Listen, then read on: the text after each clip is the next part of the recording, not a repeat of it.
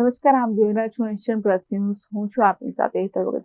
Ahmedabad Mumbai national highway પર ઉભી રહેલી ટ્રકની પાછળ એસટી બસ ઘૂસી જતા 19 લોકોને ઈજા પહોંચી હતી, જેમાં વલસાડથી મહેસાણા પરીક્ષા આપવા જઈ રહેલા 6 વિદ્યાર્થીઓમાંથી 3 વિદ્યાર્થી પણ ઈજાગ્રસ્ત થવા પામ્યા છે.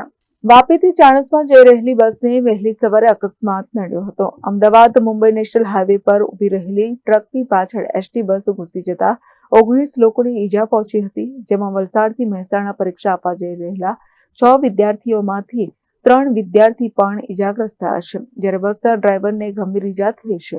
આ તમામ લોકોને વડોદરાની સાજી હોસ્પિટલમાં સારવાર અર્થે ખસેડવામાં આવ્યા છે. વાપીથી નંદાસણ જઈ રહ્યા હતા, તો એની વચ્ચે અમે તો ઊંઘી ગયા હતા, પણ ખબર નહીં એટલું.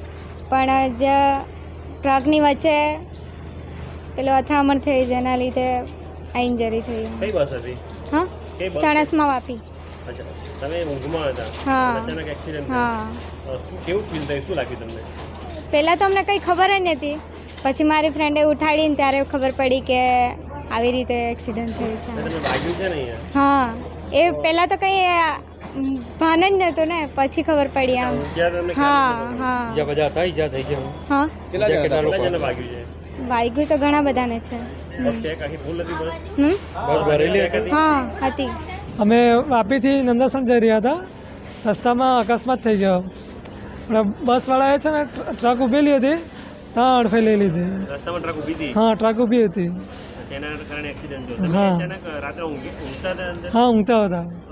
કેવી રીતે ખબર પડી ગઈ? અમે ઊંઘમાં છે ને અચાનક ઝટકો લાગ્યો, એટલે એકદમ સીટ પરથી નીચે બેસી પડાયો અમારથી.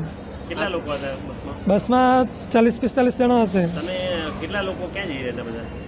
અધર અમુક સ્કૂલવાળા, આપણે કોલેજવાળા સ્ટુડન્ટ છે, એક્ઝામ આપવા માટે જઈ રહ્યા હતા. શેની એક્ઝામ હતી? જીટીયુની. જીટીયુની એક્ઝામ ક્યાં હતી? બસ વાપી ચાણસ્મા વાપીથી.